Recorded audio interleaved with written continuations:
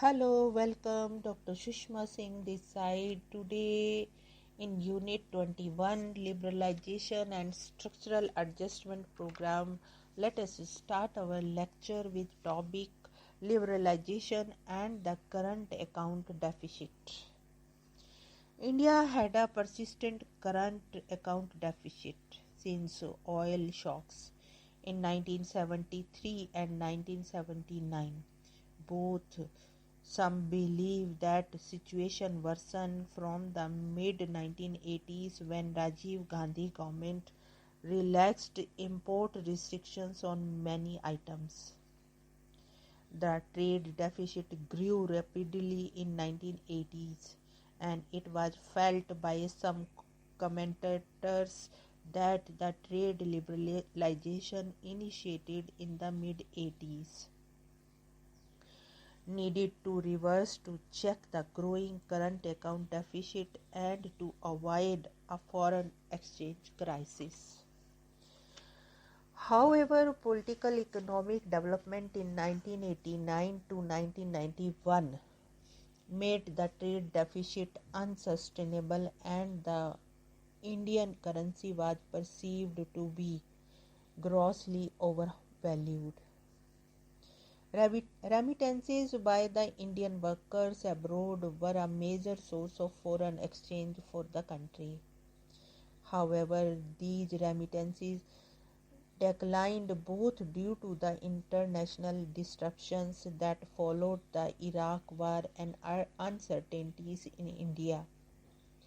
In June 1991, the Finance Ministry was put on red alert as the supply of the foreign exchange reserves with the Reserve Bank of India dwindled to barely $1 billion, enough to finance only 6 weeks of import.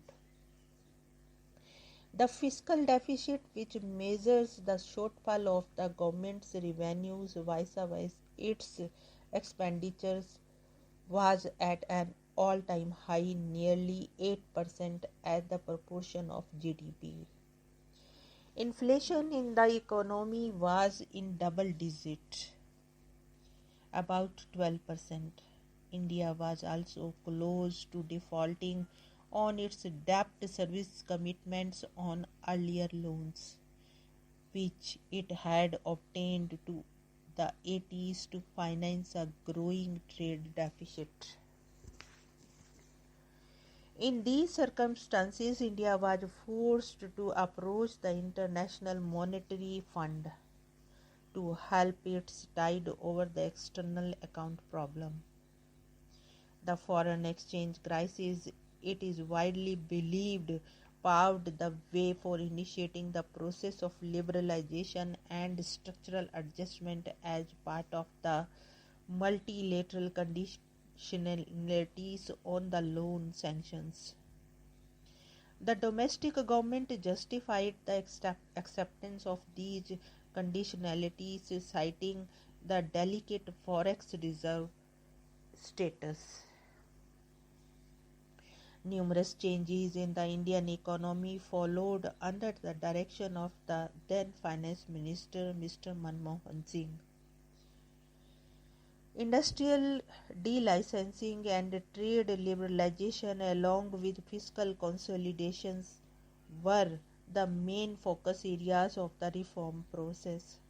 Questions that were debated at that time were: what should the sequencing of reforms be and which sector should take priority, with a bunch of domestic problems needing to be tackled urgently: rising inflation, fiscal deficit, trade deficit, and low forex reserves.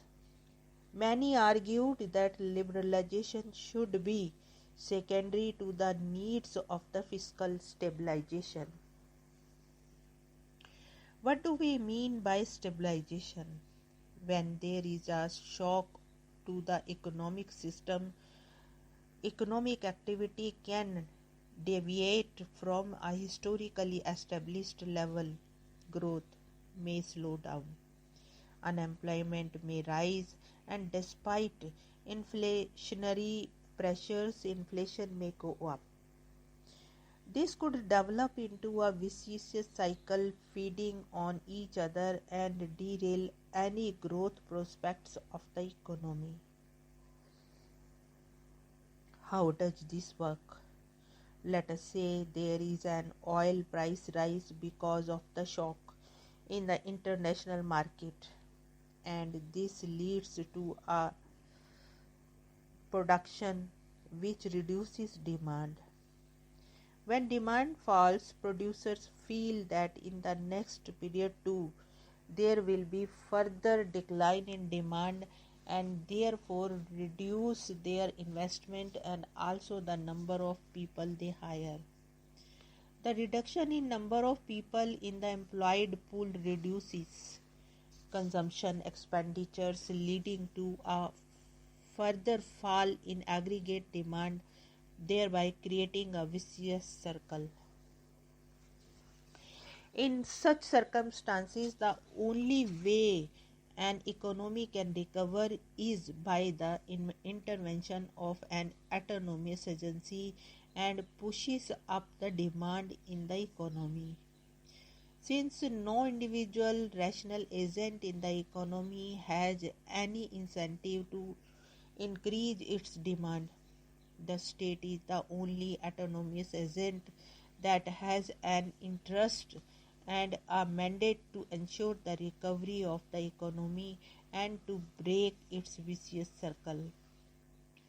If the intervention is large and sustained, it would stabilize the economy, and many economists argue that stabilization must precede the liberalization program.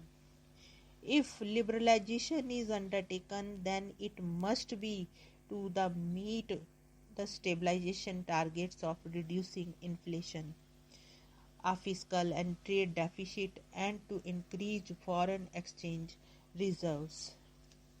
Here we want to close this lecture. Thanks for listening.